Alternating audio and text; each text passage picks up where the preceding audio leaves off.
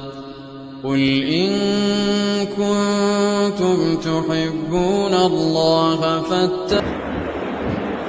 السلام علیکم ورحمۃ اللہ وبرکاتہ۔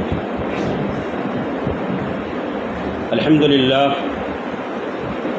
للہ نحمده ونستعینه ونستغفره ونعوذ باللہ من شرور انفسنا ومن سیئات اعمالنا من يهده الله فلا مضل له ومن يضلل فلا هادي له ونشهد أن لا إله إلا الله وحده لا شريك له ونشهد أن محمدا عبده ورسوله أما بعد فإن خير الحديث كتاب الله وخير الهدي هدي محمد صلى الله عليه وسلم وشر الأمور محدثاتها وكل محدثة بدعة وكل بدعة ضلالة وكل ضلالة في النار۔ قال الله تبارك وتعالى في كلامه المجيد: أعوذ بالله من الشيطان الرجيم، بسم الله الرحمن الرحيم، لتبلغن في أموالكم وأنفسكم وَلَتَسْمَعُنَّ مِنَ الَّذِينَ أُوتُوا الْكِتَابَ مِنْ قَبْلِكُمْ وَمِنَ الَّذِينَ أَشْرَكُوا أَذًى كَثِيرًا وَإِن تَصْبِرُوا وَتَتَّقُوا فَإِنَّ ذَلِكَ مِنْ عَزْمِ الْأُمُورِ۔ وقال تعالى: إِنَّ الَّذِينَ قَالُوا رَبُّنَا اللَّهُ ثُمَّ اسْتَقَامُوا فَلَا خَوْفٌ عَلَيْهِمْ وَلَا هُمْ يَحْزَنُونَ أُولَئِكَ أَصْحَابُ الْجَنَّةِ خالدین فیہا جزاء بما كانوا يعملون۔ وعن سفیان بن عبد الله الثقفي رضی اللہ عنہ قال: قلت یا رسول اللہ قل لی لا اسأل احدا غیرک قال: قل آمنت باللہ ثم استقم۔ رواہ مسلم فی صحیح۔ گرامی قدر علماء کرام، حفاظ اعظام، اس مسجد کے ذمہ داران، بزرگوں، بھائیوں، اسلامی ماؤں اور بہنوں، حالات حاضرہ کی مناسبت سے خطبہ مسنونہ کے بعد آپ حضرات کے روبرو قرآن عزیز کی سورہ آل عمران کی ایک آیت، اس کے بعد سورۃ الاحقاف کی 2 آیات، اس کے بعد نبی کریم جناب محمد رسول اللہ صلی اللہ علیہ وسلم کی ایک عظیم حدیث میں نے پڑھی ہے، جسے امام مسلم رحمہ اللہ علیہ نے اپنے صحیح کے اندر نقل فرمایا۔ بھائیوں اور بزرگوں، بات بلا تمہید کے شروع کرتا ہوں۔ دور، حالات، وقت جس حساب سے چل رہے ہیں، ایسی حالت میں ہم مسلمانوں کی، ہم مومنوں کی ذمہ داری کیسی ہے، کیا ہے؟ میرے بزرگوں اور بھائیوں، آپ یہ جانتے ہیں کہ اسلام ایک مکمل نظام حیات ہے۔ مطلب یہ کہ رسول کریم جناب محمد رسول اللہ صلی اللہ علیہ وسلم کی سیرت طیبہ، سیرت مبارکہ اتنی زیادہ جامع اور مانع ہے، کتاب و سنت پر عمل کر کے آپ نے اہل دنیا کے سامنے، قیامت تک آنے والے لوگوں کے سامنے وہ نمونہ پیش کیا ہے جس میں کسی شخص کو انگلی رکھنے کی جرات نہیں ہو سکتی۔ یہ سیرت طیبہ ہے۔ میں آپ کو اشارہ کر دوں تھوڑی سے وقت میں کہ رسول کریم صلی اللہ علیہ وسلم کی سیرت طیبہ ایک مومن، ایک مسلمان، ایک انسان کی زندگی کو گزارنے کے لیے کتنی اہم ہے، اور کتنی زیادہ جامع ہے میرے بھائیوں. دیکھو رسول کریم صلی اللہ علیہ وسلم کے بچپن کے واقعات، رسول کریم صلی اللہ علیہ وسلم کے اس کے بعد کے واقعات، آپ کے جوانی کے واقعات، اور ان تمام چیزوں کے درمیان رسول کریم صلی اللہ علیہ وسلم کا چلنا پھرنا اٹھنا بیٹھنا، آپ کا مسواک استعمال کرنا، آپ کے روزے رکھنا، آپ کا نماز پڑھنا، آپ کا لباس کا استعمال کرنا، چھوٹوں کے ساتھ رہنا، بڑوں کے ساتھ رہنا، ازواج مطہرات کے ساتھ رہنا، آپ کا سفر میں رہنا، آپ کا حضر میں رہنا، مدنی زندگی میں رسول کریم صلی اللہ علیہ وسلم کے غزوات، اس کے بعد صحابہ کرام کے ساتھ نکلنا، اس کے بعد صحابہ کرام کو دین کی تعلیم، صحابہ کرام رضی اللہ عنہم کا احادیث مبارکہ کو یاد کرنا، اس کے بعد آپ کی زندگی رسول کریم صلی اللہ علیہ وسلم کا صحابہ کے ساتھ اٹھنا بیٹھنا، اور اس کے علاوہ رسول کریم صلی اللہ علیہ وسلم کی وفات، آپ کو وفات کے ساتھ ساتھ غسل دینا، رسول کریم صلی اللہ علیہ وسلم کا کفن پہنانا، مختلف طریقے سے لوگوں کا رسول کریم صلی اللہ علیہ وسلم کی نماز جنازہ کا ادا کرنا، رسول کریم صلی اللہ علیہ وسلم کا دفنانا، آپ کا نہلانا، اس کے بعد کی پوری زندگی ایسی ہے جو سیرت طیبہ میں اتنی جامع اور مانع ہے کہ دنیا میں کسی شخص کی ایسی سیرت موجود نہیں، کسی شخص کی سیرت موجود نہیں. بڑے بڑے اولو العزم پیغمبروں کی سیرت میرے بھائیوں موجود نہیں ہے، چاہے موسیٰ علیہ السلام ہوں، چاہے عیسیٰ علیہ السلام ہوں، داؤد علیہ السلام ہوں، وہی سیرتیں موجود ہیں جو قرآن نے بیان کیا یا رسول کریم صلی اللہ علیہ وسلم نے حدیث مبارکہ میں بیان کیا. اتنی جامع سیرت جتنی ہمارے نبی جناب محمد رسول اللہ صلی اللہ علیہ وسلم کی ہے، اللہ تعالیٰ نے محفوظ رکھا ہے. میرے بھائیوں قیامت تک کسی بھی شخص کی سیرت ہو ہی نہیں سکتی. میں اگر آپ سے ایک سوال کر لوں، آپ کی اس مسجد میں پوچھ لوں کہ میرے بھائی یہ بتاؤ کہ آپ اپنے 5 پشت کا نام بتا دو،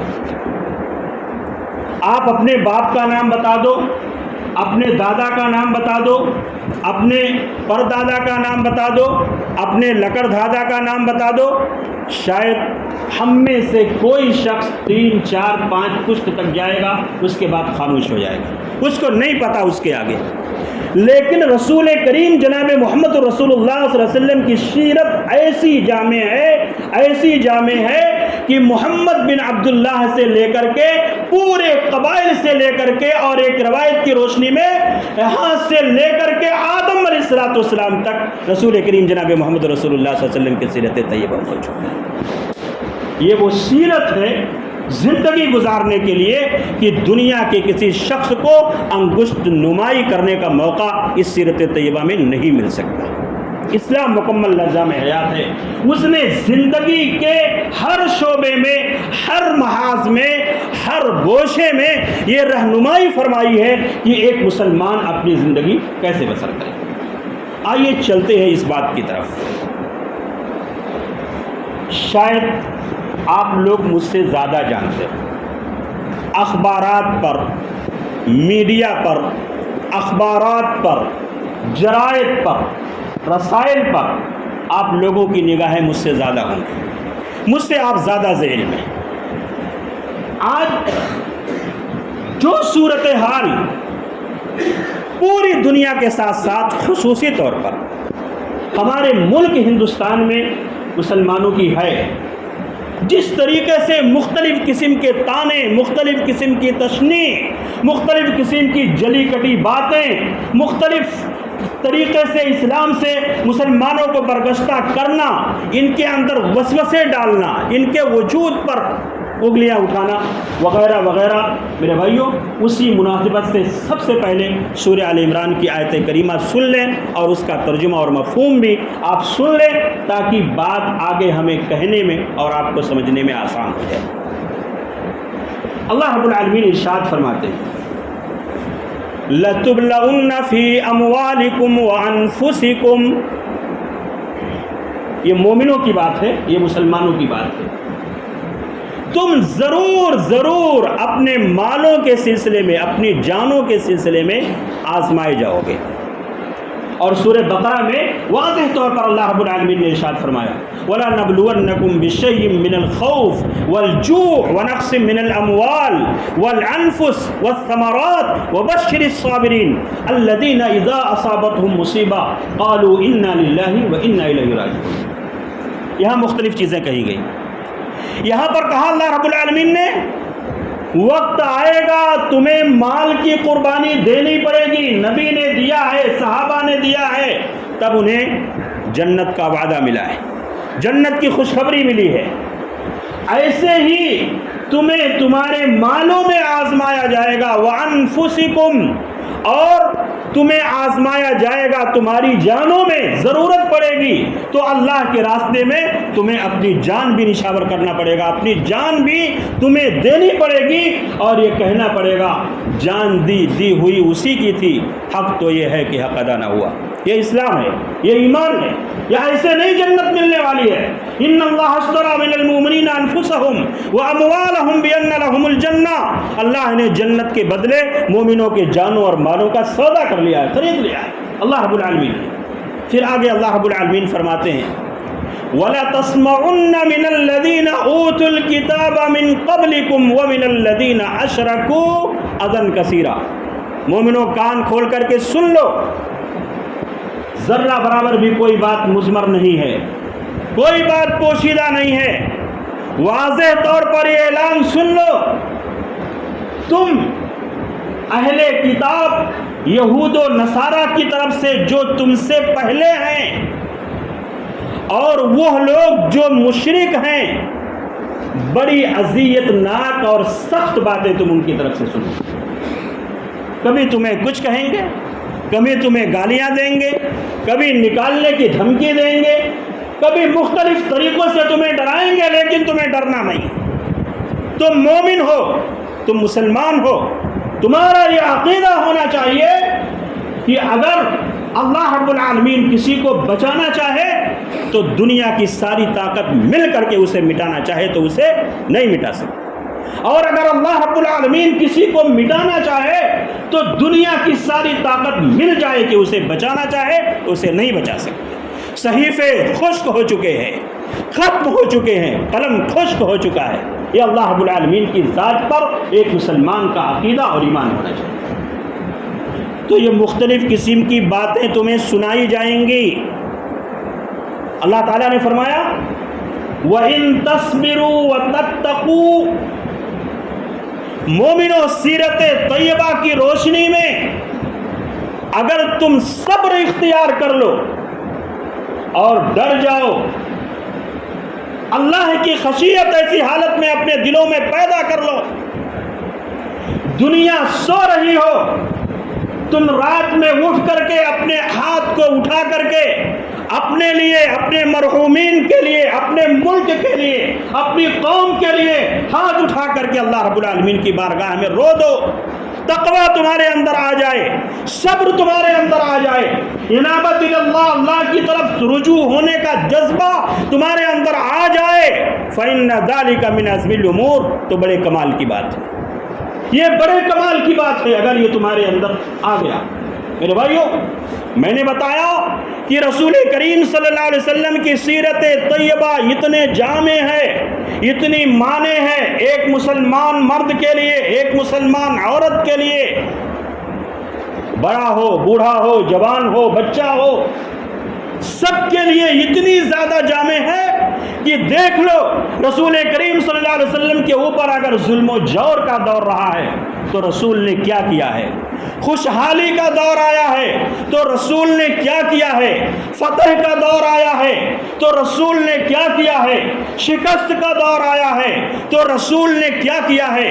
یہ پوری تعلیمات, یہ پوری سیرت تمہیں قرآن کے اندر, حدیث کے اوراق کے اندر مل جائے گی, تم غور کر لو.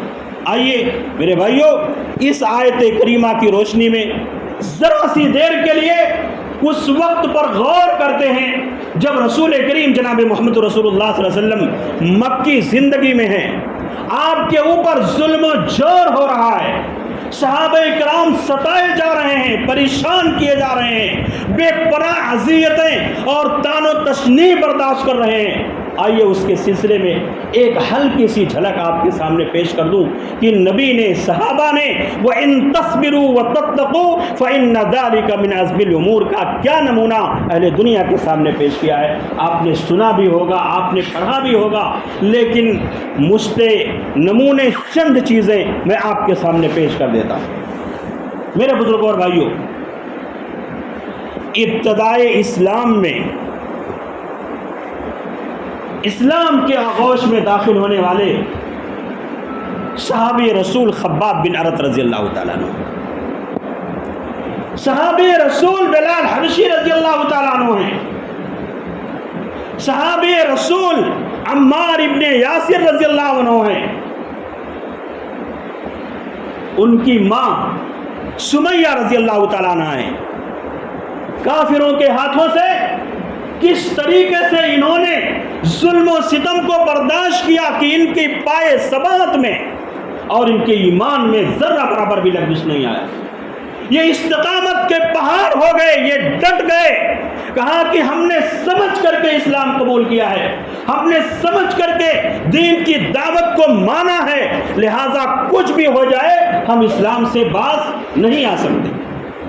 آئیے سب سے پہلے ایک جھلک دیکھ لیں. رسول کریم جناب محمد رسول اللہ صلی اللہ علیہ وسلم کے اوپر ایک عورت راستے میں کانٹے ڈال رہی ہے. ام جمیل راستے میں کانٹے ڈال رہی ہے، رسول کریم صلی اللہ علیہ وسلم کو گالیاں دے رہی ہے. محمد کے بجائے آپ کو مذمم نعوذ باللہ کہہ رہی ہے. محمد کا معنی وہ شخص جس کی سب سے زیادہ تعریف ہو، مذمم جس کی سب سے زیادہ برائی ہو. یہ نبی کریم صلی اللہ علیہ وسلم کو کہہ رہی ہے، تانے دے رہی ہے. وَإِن يَكَادُ الَّذِينَ كَفَرُوا لَيُزْلِقُونَكَ بِأَبْصَارِهِمْ لَمَّا سَمِعُوا الذِّكْرَ وَيَقُولُونَ إِنَّهُ لَمَجْنُونٌ. یہ کافر آپ کو اپنی نگاہوں سے پھسلا رہے ہیں جب قرآن اور حدیث کی باتیں سنتے ہیں اور کہتے ہیں یہ تو مجنون آدمی. کہیں کہا یہ ساحر ہے، کہیں یہ دیوانہ ہے. رسول کریم صلی اللہ علیہ وسلم مکی زندگی میں بیٹھے ہوئے ہیں. ابو لہب کا بیٹا عتیبہ آتا ہے. اس کی جرات تو دیکھو، اس کی ہمت کو دیکھو، رسول کریم صلی اللہ علیہ وسلم کی صبر و عزیمت کو دیکھو. آپ کا گریبان پکڑتا ہے، کرتا پھاڑتا ہے، کہتا ہے میں ثم دنا فتدلا، اس کا میں انکار کرتا ہوں. آپ کے معراج کے واقعے کا میں انکار کرتا ہوں، قرآن کی اس آیت کا میں انکار کرتا ہوں. آپ کا گریبان پھاڑ دیتا ہے، آپ کے منہ پہ تھوک دیتا ہے، لیکن وہ تھوک اللہ کی قدرت رسول کریم صلی اللہ علیہ وسلم کے چہرے پر انوار پر نہیں پڑی. رسول کریم صلی اللہ علیہ وسلم کو مارتا ہے، آپ کو دھمکی دیتا ہے. ایسی صورت میں اللہ کے نبی صلی اللہ علیہ وسلم ایک کلمہ اس کے لیے کہتے ہیں، اللہم سلط قلبا من کلابہ. اللہ اپنے کتوں میں سے کوئی کتا اس کے اوپر مسلط کر دے، عتیبہ کے اوپر. تاریخ شاہد ہے، صفی الرحمن مبارک پوری رحمہ اللہ اور رحیق المختوم میں لکھتے ہیں ایک مرتبہ کچھ ساتھیوں کے ساتھ ملک شام گیا، جہاں ان کا پڑاؤ تھا، جہاں اس کو سونا تھا. اس نے دیکھا کہ ایک شیر منڈلا رہا ہے، ڈر گیا، خائف ہو گیا. اپنے ساتھیوں سے کہتا ہے مجھے بچاؤ، یہ شیر مجھے کھا جائے گا. مجھے محمد کی بد دعا صلی اللہ علیہ وسلم یاد آ رہی ہے. مکہ میں حرم میں محمد نے میرے سلسلے میں بد دعا کیا تھا. اس کے ساتھیوں نے تسلی دی، پریشان نہ ہو، ہم آپ کو بیچ میں سلا لیں گے. لوگوں نے اپنی چارپائیاں، سونے کا جو بھی تخت ہوتا تھا، آرام کرنے کی جو بھی جگہ ہوتی تھی، چاروں طرف لگائی، بیچ میں اس کو سلایا. لیکن رات میں شیر آیا اور وہ شیر چھپٹا اور اس نے گلا پکڑ لیا عتبہ کا اور اس کو ذبح کر دیا. میرے بھائیوں، یہ صورتحال ہے رسول کریم جناب محمد رسول اللہ صلی اللہ علیہ وسلم کی. آپ سے افضل کوئی بشر نہیں، آپ سے افضل کوئی نبی نہیں، آپ کی امت سے بڑھ کر کے کوئی امتی نہیں. یہ امت محمدیہ کے افراد ہیں. بلال رضی اللہ تعالیٰ عنہ ہیں. مکہ کے گلی کوچوں میں بچوں کے حوالے کیا جاتا ہے انہیں گھسیٹو. بلال رضی اللہ تعالیٰ عنہ کے زبان مبارک سے کلمہ نکلتا ہے اللہ احد اللہ احد، اللہ رب العالمین ایک ہے، اللہ رب العالمین ایک ہے. ایک خباب ابن عرط رضی اللہ تعالیٰ عنہ ہے. آگ کے انگاروں میں ان کا مالک ان کو لٹاتا ہے اور کہتا ہے یا تو اس کو برداشت کرو یا محمد صلی اللہ علیہ وسلم کے دین کو چھوڑ دو، یا تو ایسے جلتے جلتے مر جاؤ. لیکن واہر ایمان، واہر کمال، انہوں نے سب کچھ برداشت کر لیا، لیکن ایمان کے اوپر، اسلام کے اوپر کوئی ضرب نہیں آنے دیا. یہ سمیہ ہے. ابو جہل ان کی شرمگاہ میں برچھی مارتا ہے، شہید ہو جاتی ہیں. نبی کریم صلی اللہ علیہ وسلم نے فرمایا اول شہیدۃ فی الاسلام سمیہ، اسلام کی سب سے پہلے شہیدہ یہ پاک باز، یہ بہادر خاتون سمیہ ہے. اللہ کے نبی صلی اللہ علیہ وسلم نے یہ لقب دیا. میرے بھائیو، یہ صورتحال تھی. لوگ ستا رہے ہیں. کسی شاعر نے خوب کہا ہے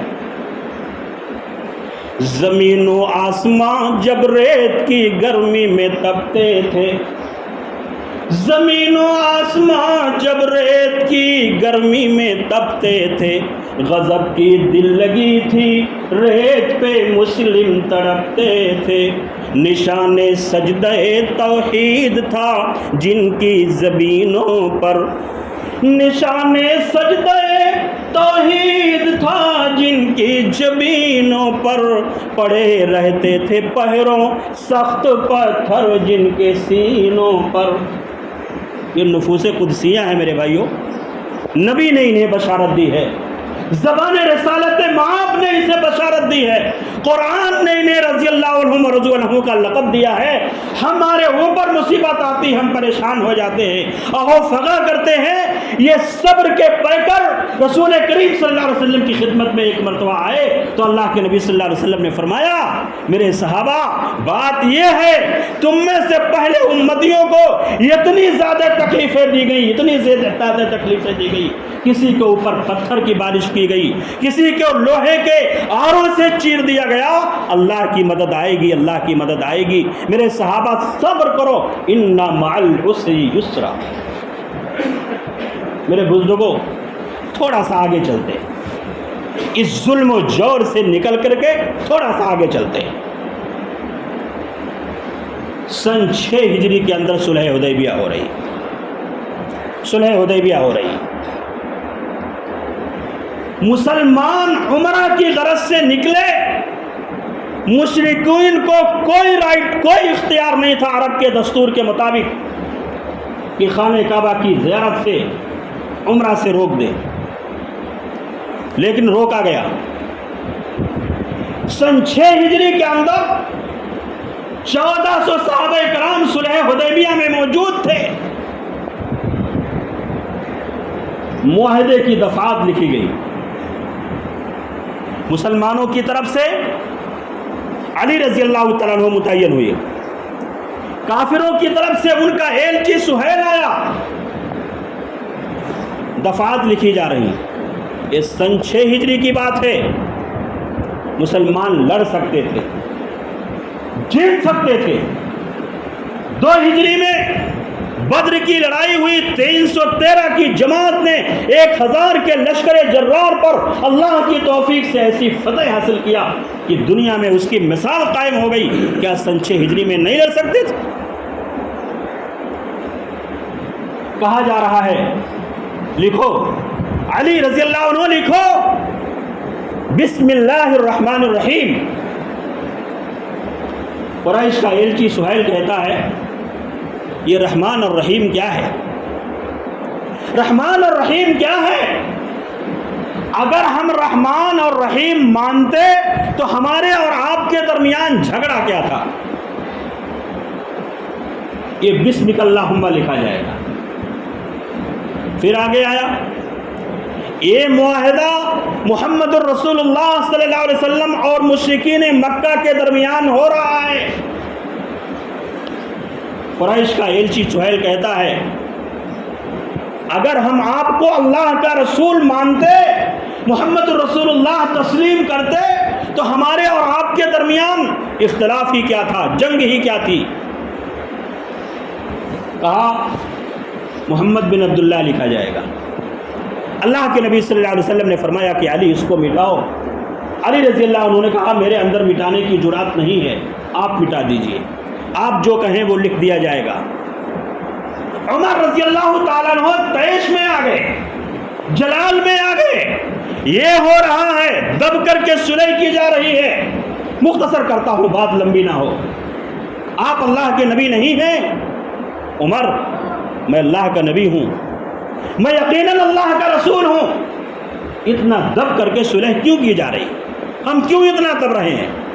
لیکن رسول کریم صلی اللہ علیہ وسلم کی دور رس نگاہیں یہ بھانپ چکی تھی، یہ محسوس کر رہی تھی آج وہ کفر جو ہم سے لڑنے کے در پہ تھا آج ہم سے صلح کے در پہ ہے، یہ ہماری شکست نہیں، یہ ہماری فتح ہے۔ اور اللہ تعالیٰ نے صلح حدیبیہ کو فتح مبین سے تعبیر کیا، انا فتحنا لکا فتح مبینہ، اور دیگر آیات کی روشنی میں صلح حدیبیہ یہ فتح مبین ہو گئی۔ میرے بھائیوں، قرآن مجید میں ایک سورہ یوسف ہے، سورہ یوسف یہ مکی سورہ ہے، میں پورا واقعہ نقل نہیں کروں گا، اس کا ایک پس منظر میں آپ کے سامنے صرف نقل کرتا ہوں۔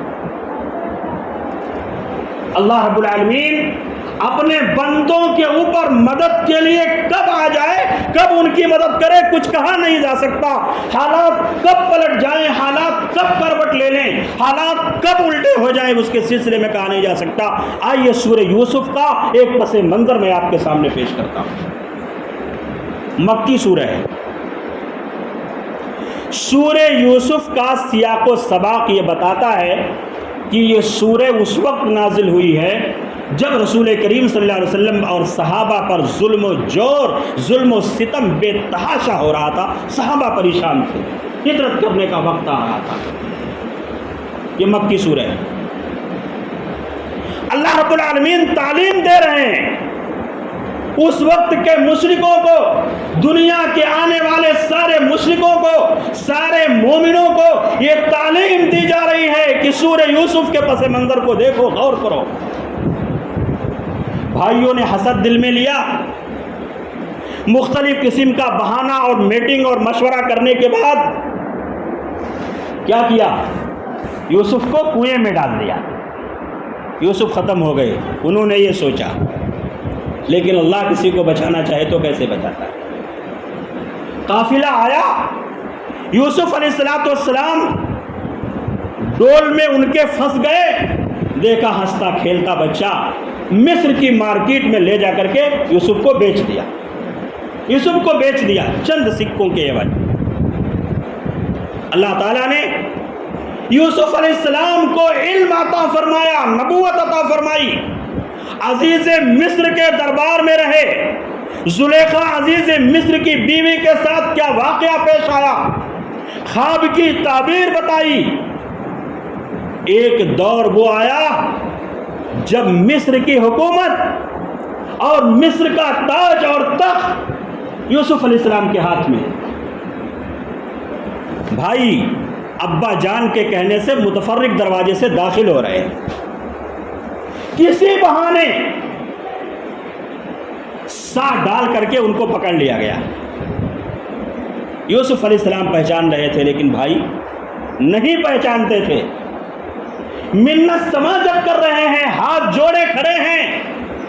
ابا جان نے یہ کہا تھا، یہ کیا ہو گیا؟ آپ جو چاہیں ہم میں سے کسی اور کو روک لیں، بنیامین کو ہمارے حوالے کر دیں، ہم ان کو لے کر کے جائیں گے، جو کہے منظور ہے۔ لیکن یوسف علیہ السلام نے پہچان لیا اور معاف کر دیا۔ میرے بھائیوں، آئیے اس پس منظر میں دیکھتے ہیں، رسول کریم صلی اللہ علیہ وسلم ہجرت کر رہے ہیں، لوگوں نے مکہ کی سرزمین سے آپ کو نکال دیا، مکہ سے بے پناہ عقیدت تھی، بے پناہ محبت تھی رسول کریم صلی اللہ علیہ وسلم کو، آپ کے صحابہ کو۔ ابو بکر صدیق گئے تو ایک چشمے میں بیٹھ کر کے مکہ یاد کر رہے ہیں، مکہ یاد کر رہے ہیں، اشعار پڑھ رہے ہیں۔ عائشہ صدیقہ آئیں، کہا اللہ کے نبی ابو بکر کو مکہ یاد آ رہا ہے، ابو بکر کو مکہ یاد آ رہا ہے، اشعار پڑھ رہے ہیں، چشموں کی باتیں کر رہے ہیں۔ اللہ کے نبی صلی اللہ علیہ وسلم نے فرمایا عائشہ میں دعا کرتا ہوں کہ اللہ تعالی میرے صحابہ کو مدینہ زیادہ پیارا کر دے، مدینہ کی محبت ان کے دلوں میں زیادہ ڈال دے۔ اللہم حبب الینا مدینہ کحبنا مکہ، اللہ مدینہ کی محبت ہمارے اور صحابہ کے دلوں میں ایسے ڈال دے جیسے مکہ یا اس سے بھی زیادہ۔ اللہ کے نبی صلی اللہ علیہ وسلم نے دعا فرمائی، لیکن ایک وہ دور آیا سن 8 ہجری کے اندر مکہ فتح ہو رہا ہے، مکہ فتح ہو رہا ہے، یہاں یوسف کے بھائی سرنگو ہیں، وہاں مکہ فتح ہو رہا ہے۔ رسول کریم صلی اللہ علیہ وسلم کئی ہزار صحابہ کے ساتھ مکہ میں داخل ہو رہے ہیں، انا فتحنا لک فتحا مبینہ کی آیات تلاوت کر رہے ہیں، سورہ فتح پڑھ رہے ہیں۔ سارے مجرم آپ کے سامنے، آج حکومت محمد رسول اللہ صلی اللہ علیہ وسلم کے ہاتھ میں ہوگی، کیا کیا جائے گا، کیا ہوگا؟ وہ بھی تھے جنہوں نے آپ کے اوپر اونٹ کی اوجھڑی حرم مکی میں ڈالی تھی، وہ لوگ بھی تھے جنہوں نے آپ کے راستے میں کانٹے بچھائے تھے، وہ لوگ بھی تھے جنہوں نے آپ کے صحابہ کو بے حد ستایا تھا، بے حد تکلیفیں دی تھی، اذیتیں اور طعنے دیے تھے۔ آج کیا سلوک ہمارے کے ساتھ کیا جائے گا؟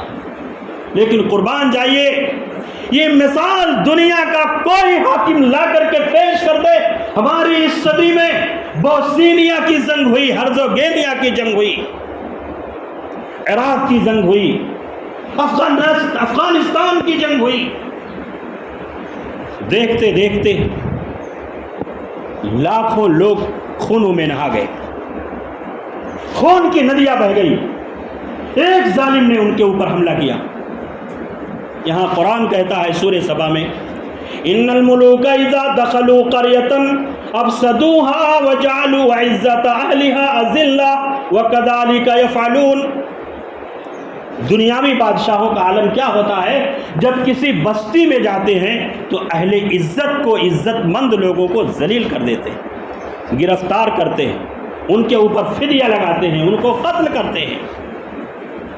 محمد رسول اللہ صلی اللہ علیہ وسلم آج حاکم وقت ہیں، نبی بھی ہیں، حاکم بھی ہیں، مکہ کی حکومت آپ کے ہاتھ میں ہے، آپ نے خطبہ دیا، اللہ کی تعریف بیان کی، حمد و ثنا کے بعد لوگوں سے کہا اے لوگو، آج میں تم سے وہی بات کہوں گا جو یوسف علیہ السلام نے اپنے بھائیوں سے کہی۔ کیا کہا تھا یوسف علیہ السلام نے؟ لا تثریب علیکم اليوم اذهبوا انتم الطلقاء، انہوں نے اپنے بھائیوں کو چھوڑ دیا، بھائیوں کو معاف کر دیا۔ اے مکہ کے لوگوں، جاؤ میں تمہیں معاف کرتا ہوں، تمہیں آزادی کا پروانہ دیتا ہوں۔ اذهبوا انتم الطلقاء، تم سب کے سب آزاد ہو اور تمہارے اوپر کوئی سرزنش نہیں۔ جو حرم میں جا کر کے پناہ لے لے وہ بھی مامون ہے، جو اپنے گھر کا دروازہ بند کر کے بیٹھ جائے وہ بھی مامون ہے، جو ابو سفیان کے گھر میں جا کر کے پناہ لے لے وہ بھی مامون ہے۔ یہ آزادی کا پروانہ دیا رسول کریم جناب محمد رسول اللہ صلی اللہ علیہ وسلم۔ تو میرے بزرگوں اور بھائیوں، اللہ رب العالمین ہے، قرآن مجید پڑھو، انبیاء کے واقعات، سلف کے واقعات، یہ ساری چیزیں ہمیں بتائیں گی اور ہمیں معلوم کرائیں گی کہ ہمیں ان حالات میں زندگی کیسے بسر کرنی ہے، ہمیں ان حالات میں زندگی کیسے بسر کرنی ہے۔ وَإِن تَصْبِرُوا وَتَتَّقُوا، صبر کا مظاہرہ کرنا پڑے گا، تقوی اختیار کرنا پڑے گا۔ فَإِنَّ ذَلِكَ عَزْمِ الْأُمُورِ، یہ کمال کی بات ہے، ایسی حالت میں اللہ کی طرف رجوع کرنا پڑے گا۔ اور صبر کا ڈیفینیشن صرف یہی نہیں کہ ہاتھ پر ہاتھ دھرے بیٹھ جاؤ گے، نہیں، جو ہو سکے گا جائز حدود میں تم کرو گے، یہ صبر کا ڈیفینیشن اور صبر کا مفہوم ہوگا۔ اور آگے جو آیات میں نے آپ کے سامنے پڑھی تھی، اللہ رب العالمین نے فرمایا سورہ احقاف میں، ان الذين قالوا ربنا الله ثم استقاموا فلا خوف علیہم ولا هم يحزنون. یہ حالت حاضرہ ہماری ذمہ داریاں. ایک مسلمان یہ سوچ لے ان الذین قالوا ربنا اللہ، جن لوگوں نے کہہ دیا کہ ہمارا رب اللہ ہے، ثم استقاموا، پھر اسی کے اوپر جم گئے، ذرہ برابر بھی ان کے پیر میں لغزش نہیں آیا. فلا خوف علیہم ولا هم يحزنون، تو نہ ان کے اوپر خوف ہوگا اور نہ وہ لوگ غمگین ہوں گے، کچھ بھی نہیں. سورہ آل عمران کی آیت کریمہ، اس کا شان نزول کیا ہے دیکھ لیں. امام بخاری رحمۃ اللہ علیہ نے اپنے صحیح میں نقل کیا ہے، اللہ کے نبی صلی اللہ علیہ وسلم مدنی زندگی میں ابھی بدر کی لڑائی بھی نہیں ہوئی تھی، اپنی اونٹنی پر سوار ہو کر کے صحابی رسول سعد بن عبادہ رضی اللہ تعالیٰ عنہ کی عیادت کے لیے تشریف لے جا رہے تھے. راستے میں کچھ کفار، کچھ مشرکین بیٹھے ہوئے تھے، اس میں عبداللہ ابن سبا بھی موجود تھا. عبداللہ ابن سبا یہ منافقوں کا سردار، جب اس نے رسول کریم صلی اللہ علیہ وسلم کی اونٹنی کو جاتے ہوئے دیکھا، آپ کے سلسلے میں گستاخانہ بات اس نے کہی، اپنے ناک پہ ہاتھ رکھا اور کراہت محسوس کرتے ہوئے کہا کہ دیکھو ان کے گھوڑوں اور ان کے اونٹنی کی ٹاپ اور اس کی دھول میرے اوپر پڑ گئی، میرے ناک میں پڑ گئی. اللہ کے نبی صلی اللہ علیہ وسلم اتر گئے، اپنی اونٹنی سے، اپنی سواری سے اتر گئے، اور اترنے کے بعد اللہ کے نبی صلی اللہ علیہ وسلم نے ان کو دعوت توحید دیا. وہاں پر کچھ مسلمان بھی موجود تھے، قریب تھا کہ لڑائی ہو جائے، قریب تھا کہ آپس میں لوگ لڑ جائیں. اللہ کے نبی صلی اللہ علیہ وسلم نے کہا کہ یہاں سے آگے چلو. آپ نے سمجھایا بجھایا، لڑائی جھگڑے سے لوگوں کو روکا، صبر کی تاکید فرمائی، اور اس کے بعد سعد بن عبادہ رضی اللہ تعالیٰ عنہ کے گھر جب تشریف لے گئے، اللہ کے نبی صلی اللہ علیہ وسلم نے ذکر کیا، ان کی عیادت کیا، تو سعد بن عبادہ رضی اللہ عنہ نے کہا کہ اللہ کے نبی، بات ایسی تھی کہ عبداللہ ابن ابی آپ کے آنے سے پہلے اس کی تاج پوشی ہونے والی تھی، وہ مدینہ کا سردار بنایا جانے والا تھا، اس کی تاج پوشی نہ ہو سکی، موگے اور ہیرے اس کے سر پر نہیں رکھ سکے. اس وجہ سے اللہ کے نبی وہ آپ سے حسد کرتا ہے، آپ سے جلتا ہے. اچھا ہوا اللہ کے رسول آپ وہاں سے تشریف لے آئے خیریت کے ساتھ. تو میرے بزرگوں اور بھائیوں، اس کی روشنی میں ہمیں غور کرنا ہے کہ ہمارا عمل کیا ہونا چاہیے، ہماری ذمہ داری اس کے سلسلے میں کیا ہونا چاہیے. ان الذين قالوا ربنا الله ثم استقاموا فلا خوف عليهم ولا هم يحزنون. قرآن مجید بشارت دے رہا ہے، قرآن مجید خوشخبری دے رہا ہے. ان الذين قالوا ربنا اللہ، جن لوگوں نے کہہ دیا کہ ہمارا رب اللہ ہے، توحید کی ہر قسم کو انہوں نے تسلیم کر لیا، مان لیا. ہم جھکیں گے تو رب کے سامنے جھکیں گے، اپنی ساری ضروریات اللہ سے پوری کریں گے، اپنا مشکل کشا حاجت روا اگر کسی کو مانیں گے تو صرف اللہ رب العالمین کی ذات کو مانیں گے. تو ثم استقاموا، پھر جتنے بھی مصیبتیں آئیں وہ جم گئے، وہ جم گئے ان مصیبتوں کے اوپر، ان پریشانیوں کے اوپر. فلا خوف علیہم ولا هم يحزنون، تو اللہ نے فرمایا ان کے اوپر نہ کوئی خوف ہوگا نہ وہ غمگین ہوں گے. نہ دنیا میں کوئی خوف ہوگا نہ غمگین ہوں گے، نہ آخرت میں کوئی خوف ہوگا نہ غمگین ہوں گے. اس لیے کہ مومن غم نہیں کرتا. ولا تہنوا ولا تحزنوا انتم الاعلون ان کنتم مؤمنین. وہن کمزوری اپنے اندر نہ لاؤ، غمگین نہ ہو. انتم الاعلون ان کنتم مؤمنین، اگر تم مومن ہو تو تم ہی سربلند ہو. ثم استقاموا فلا خوف علیہم ولا هم يحزنون. پھر آگے اللہ نے فرمایا اولئک اصحاب الجنہ، وہی لوگ جنت والے ہیں. خالدین فیہا، وہ جنت میں ہمیشہ ہمیشہ رہیں گے. جنت عارضی نہیں ہوگی، ٹیمپریری نہیں ہوگی. بیٹھے ہو، پنکھا چل رہا ہے، اچھا لگ رہا ہے، باہر گئے تو دھوپ لگنے لگی، گرمی لگنے لگی، ایسی جنت نہیں ہوگی، ٹیمپریری جنت نہیں ہوگی. اس کی نعمتیں بے مثال ہوں گی. خالدین فیہا، اللہ نے فرمایا جنتی جنت کے اندر ہمیشہ ہمیش رہیں گے، جزاء بما کانوا یعملون، یہ وہ بدلہ ہے جو وہ لوگ اس دنیا کے اندر عمل کرتے تھے۔ تو میرے بھائیوں، میں نے آپ کے سامنے یہ نقل کیا، یہ بتایا، رسول کریم جناب محمد رسول اللہ صلی اللہ علیہ وسلم کی سیرت طیبہ اتنی زیادہ جامع، اتنی زیادہ معنی کہ کسی شخص کو رسول کی سیرت پہ انگشت نمائی کرنے کا موقع ہرگز نہیں۔ رسول کریم صلی اللہ علیہ وسلم کی سیرت طیبہ میں پوری انسانیت کے لیے، دنیا کے سارے مسلمانوں کے لیے، یہاں تک کہ پیشاب و پاخانہ کے آداب بھی بتائے گئے ہیں، یہ نبی کریم صلی اللہ علیہ وسلم کی سیرت طیبہ کے اندر موجود ہے۔ ایک مسلمان، ایک مومن اگر ظلم و جبر کے دور میں ہو، حالات حاضرہ میں ہو، اپنی زندگی کیسے بسر کرے، نبی کریم صلی اللہ علیہ وسلم کی سیرت طیبہ اس کے سامنے موجود ہے۔ ایک مسلمان خوشحالی میں ہے، کس طریقے سے اپنی زندگی کو بسر کرے، نبی کریم صلی اللہ علیہ وسلم کی سیرت طیبہ اس کے سامنے موجود ہے۔ ایک آدمی سفر میں ہے، کس طریقے سے زندگی بسر کرے، نبی صلی اللہ علیہ وسلم کی سیرت طیبہ اس کے لیے موجود ہے۔ ایک آدمی حضر میں ہو، کس طریقے سے اپنی زندگی کو بسر کرے، نبی کریم صلی اللہ علیہ وسلم کی سیرت طیبہ اس کے لیے موجود ہے۔ لیکن میرے بھائیوں، یہ بات یاد رہے، بلا ان تصبروا وتتقوا فإن ذلك من عزم الامور، اگر تم نے صبر سے کام لیا، میں نے صبر کے سلسلے میں کچھ باتیں آپ کو بتائیں، وتتقوا، اور تم نے تقوی اختیار کیا، اللہ رب العالمین کا ڈر اپنے دل میں لایا، فإن ذلك من عزم الامور، تو یہ بڑی کامیابی کی بات ہے، یہ بڑی کامیابی کی بات ہے، یہ بہت ہی زیادہ کمال کی بات ہے۔ میرے بھائیوں، میں چلتے چلتے 2-5 منٹ میں آپ کے سامنے ایک پیغام دینا چاہتا ہوں۔ پیغام یہ ہے کہ اللہ رب العالمین سے توبہ کو، اللہ رب العالمین سے استغفار کو کبھی نہ بھولو، اللہ رب العالمین کے ذکر کو، اللہ رب العالمین کے اذکار کو ہمیشہ لازم پکڑو، جہاں تک ہو سکے کبھی بھی اس سے غافل نہ ہو۔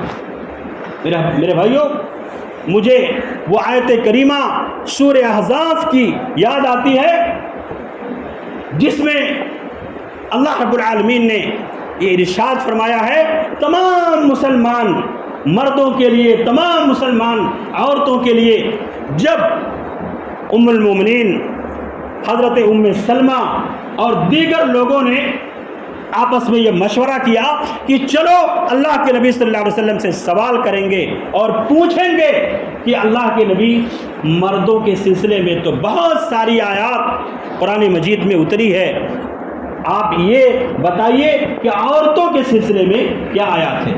تو اللہ رب العالمین نے ان لوگوں کی بات کو عرش کے اوپر سن لیا، اور سورہ احزاب کی آیت نمبر 35 اللہ رب العالمین نے واضح طور پر نازل فرمائی اور کہا کہ دیکھو، چاہے مسلمان مرد ہوں، چاہے مسلمان عورتیں ہوں، مومن مرد ہوں، مومنہ عورتیں ہوں، قناعت اختیار کرنے والے مرد ہوں، قناعت اختیار کرنے والی عورتیں ہوں، صبر کرنے والے مرد ہوں، صبر کرنے والی عورتیں ہوں، روزہ رکھنے والے مرد ہوں، روزہ رکھنے والی عورتیں ہوں، اپنی شرمگاہوں کی حفاظت کرنے والے مرد ہوں، اپنی شرمگاہوں کی حفاظت کرنے والی عورتیں ہوں، اللہ کو یاد کرنے والے مرد ہوں، اللہ کو یاد کرنے والی عورتیں ہوں۔ اللہ نے فرمایا، اعد اللہ لهم مغفرۃ واجرا عظیما، اللہ تعالیٰ نے ان کے لیے مغفرت، بخشش اور اجر عظیم اللہ رب العالمین نے تیار کر۔ کوئی کہہ سکتا ہے کہ 4 رکعت اگر عورت نماز پڑھے اور 4 رکعت مرد اگر نماز پڑھے، آپ سمجھ لو عصر کی نماز، تو میرے بھائیوں یہ بتاؤ، دونوں کی نماز میں یا دونوں کے ثواب میں کوئی کمی ہے؟ نہیں۔ روزہ مرد رکھے عورت رکھے، کوئی کمی ہے؟ کوئی کمی نہیں ہے۔ زکوٰۃ مرد دے عورت دے، اس کے ثواب میں کوئی کمی ہے؟ کوئی کمی نہیں ہے۔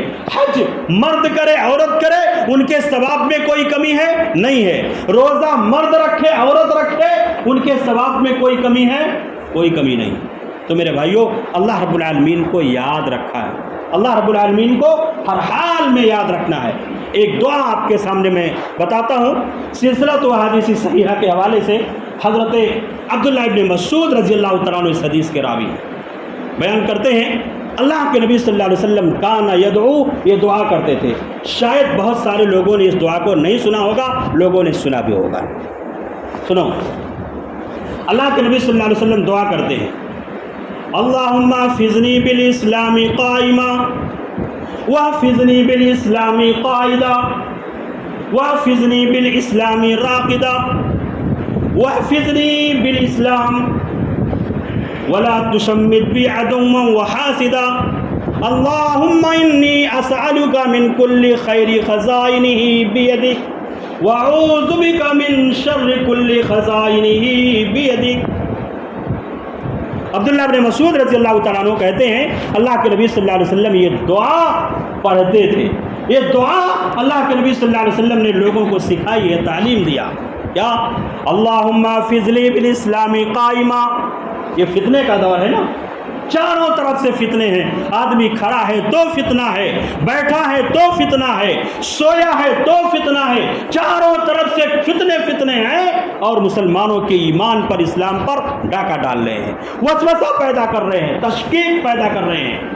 فرماتے ہیں عبداللہ ابن مسعود رضی اللہ عنہ کہ اللہ کے نبی صلی اللہ علیہ وسلم نے فرمایا، اللہم حفظنی بالاسلام قائدا، اللہ تعالیٰ میرے اسلام کی حفاظت فرما جب میں کھڑا ہوں تو میرے اسلام کی حفاظت فرما۔ وَحَفِظْنِي بِالْإِسْلَامِ قَائِدًا، اے اللہ میں بیٹھا ہوا ہوں تو میرے اسلام کی حفاظت فرما، بیٹھنے کی حالت میں میرا اسلام میرے دل سے نہ نکل جائے۔ نبی صلی اللہ علیہ وسلم نے فرمایا تھا نا، ایک دور آئے گا کہ ایک آدمی صبح کو مومن شام کو کافر، شام کو مومن صبح کو کافر، اپنے ایمان کا سودا کرے گا۔ صحیح مسلم میں روایت موجود ہے۔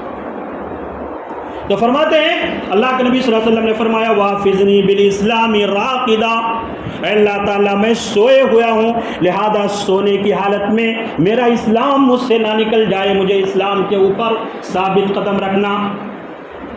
پھر آگے فرماتے ہیں وَلَا تُشَمِّتْ بِي عَدُوًّا وَحَاسِدًا، اللہ تعالیٰ میری زندگی میں مجھ سے کوئی ایسا کام نہ ہو جائے کہ میرے دشمن کو، میرے حاسد کو میرے اوپر ہنسنے کا موقع مل جائے۔ بڑی جامع دعا ہے میرے بھائی۔ وَلَا تُشَمِّتْ بِي عَدُوًّا وَحَاسِدًا، اللہ تعالیٰ مجھ سے کوئی ایسا عمل نہ سرزد ہو جائے جس سے میرے دشمن کو، میرے حاسد کو میرے خلاف بات اٹھانے کا، میرے خلاف لوگوں کو خلاف پروپیگنڈا کرنے کا، لوگوں کے درمیان مجھے بدنام کرنے کا کوئی موقع مل جائے۔ پھر فرماتے ہیں اللہم انی اسألک من کل خیر خزائنہ بیدک، اے اللہ تعالیٰ تیرے ہاتھ میں بھلائی کی جتنی کنجیاں ہیں، جتنے خزانے ہیں، بھلائی کے جتنے خزانے ہیں، اے اللہ رب العالمین ان خزانوں کو میں تجھ سے سوال کرتا ہوں، میں تجھ سے مانگتا ہوں۔ وَأَعُوذُ بِكَ مِن كُلِّ شَرِّ خَزَائِنِهِ بِيَدِكَ، اے اللہ برائی کے جتنے خزانے تیرے ہاتھ میں ہیں میں اس سے تیری پناہ چاہتا ہوں۔ اللہ اپنی حفاظت میں رکھنا، اپنی پناہ میں رکھنا۔ میرے بھائیو یہ دعا اتنی جامع ہے کہ یاد رکھ لینا چاہیے، یاد کر لینا چاہیے اور اس کو پڑھنا چاہیے۔ ایک حدیث میں صحیح مسلم کی ہے، اللہ کے نبی صلی اللہ علیہ وسلم نے صحابہ اکرام کے سامنے فرمایا، سبق المفردون، مفردون سبقت کر گئے۔